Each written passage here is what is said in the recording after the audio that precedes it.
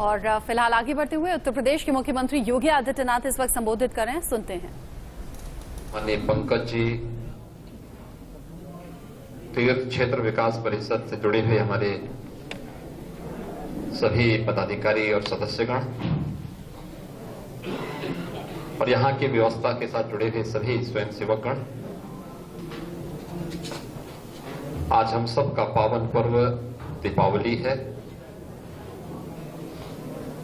और मैं तो ये सोच ही रहा था, लेकिन तभी मेरे सामने माननीय चंपत जी का एक प्रस्ताव आया तो मैंने सहर्ष स्वीकार किया, क्योंकि मैंने कहा पूज्य संतों के साथ किसी बहाने संवाद हो और संवाद ही खाली नहीं जलपान के साथ हो। तो जब विश्व हिंदू परिषद की तरफ से ऑफर होते तो बिन मांगे एक हम सबको नई मुराद मिल गई, तो मैंने इसलिए इसको स्वीकार भी किया और आज आप सबके सेवा में यहां पर उपस्थित हुआ हूं। आप सभी संतों का मैं दीपावली के इस पावन पर्व पर हृदय से अभिनंदन करता हूं। दीपोत्सव के कार्यक्रम को आप सबने पूरी अयोध्या धाम में मिलकर के जिस नई ऊंचाइयों तक पहुंचाया है, इसने दुनिया के अंदर आप सबकी भावनाओं को आगे बढ़ाया है। विश्व हिंदू परिषद के नेतृत्व में जो आंदोलन प्रारंभ हुआ था श्री राम जन्मभूमि के लिए, उस आंदोलन के साथ जब ये भावनाएं जुड़ी तो आपने देखा कि तीसरे ही वर्ष 500 वर्षों की समस्या जो असंभव लग रही थी वह भी संभव हो पाई। ये सब भावनाओं का प्रभाव है और इस अवसर पर हम सबको याद रखना होगा कि अयोध्या को इस नई पहचान के साथ हम सबको निरंतर आगे बढ़ाना होगा। न केवल भौतिक विकास की बल्कि उस प्रकार का आध्यात्मिक और धार्मिक वातावरण भी हम देना हम सबका दायित्व बनता है। हमारा प्रयास होना चाहिए कि अयोध्या वैदिक रामायण आध्यात्मिक शहर के रूप में, आध्यात्मिक सिटी के रूप में इसको हम नई ऊंचाइयों तक पहुंचाने का एक सामूहिक प्रयास करें। लेकिन इसमें हम सबको ध्यान रखना होगा कि हमारा पूरा आंदोलन जिस सात्विक भाव के साथ आगे बढ़ा वो मर्यादा पुरुषोत्तम की मर्यादा को ध्यान में रख करके बना है। छल छद्म या कोई भी इस प्रकार का कपट इस पूरे अभियान में कहीं भी नहीं आपको देखने को मिला होगा। और याद रखना कि आज से 25 साल पहले, 30 साल पहले जो इस आंदोलन को, इस अभियान को बदनाम करते थे, गोलियां चलाते थे,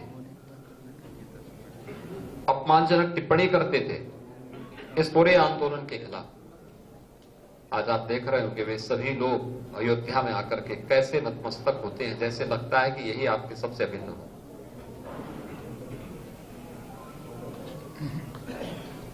हमें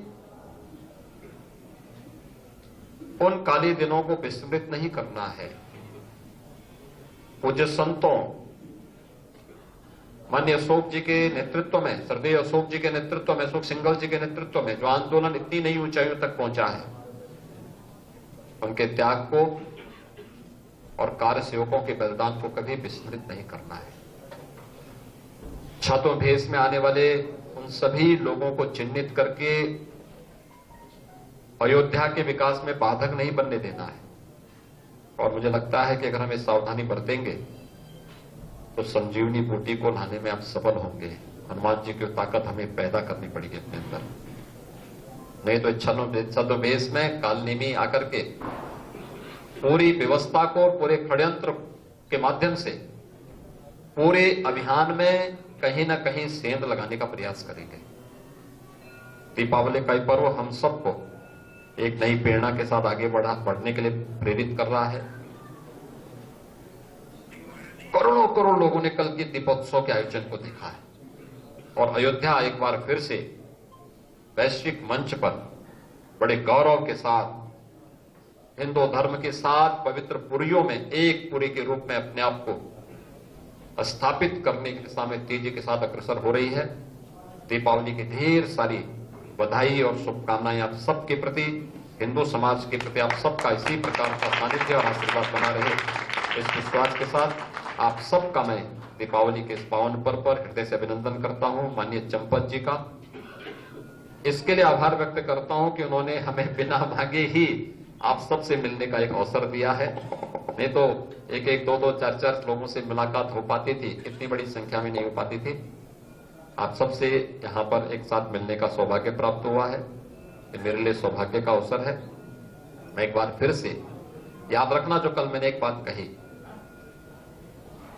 अब भारत का पैसा, उत्तर प्रदेश का पैसा हिंदू तीर्थ स्थलों में लग रहा है, और नहीं तो ये पैसा पहले कहां जाता था, किसी से ये छुपा हुआ नहीं है। इसलिए सार्थक दिशा में जब कोई कार्यक्रम आगे बढ़ेगा उसके परिणाम भी आएंगे और हरेक स्थल तक पहुंचेगा। आज कुछ स्थलों पर पहुंचा होगा, लगभग 700 स्थान अब तक हम लोगों ने तीर्थ स्थल के रूप में विकसित करने में सफलता प्राप्त की अकेले उत्तर प्रदेश में।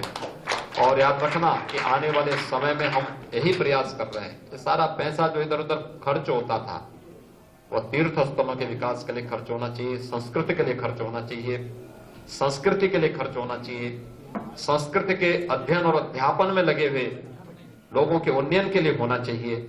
और उस दिशा में सरकार तेजी के साथ आगे बढ़ रही है। एक बार फिर से आप सबका मैं हृदय से अभिनंदन करता हूं। माननीय चंपत जी का, विश्व हिंदू परिषद के यहाँ के सभी पदाधिकारियों का, श्री राम जन्मभूमि तीर्थ क्षेत्र से जुड़े पदाधिकारियों का हृदय से धन्यवाद ज्ञापित करते हुए आप सबको दीपावली की हृदय से बधाई और मंगलमय शुभकामनाएं। जय जय श्री राम।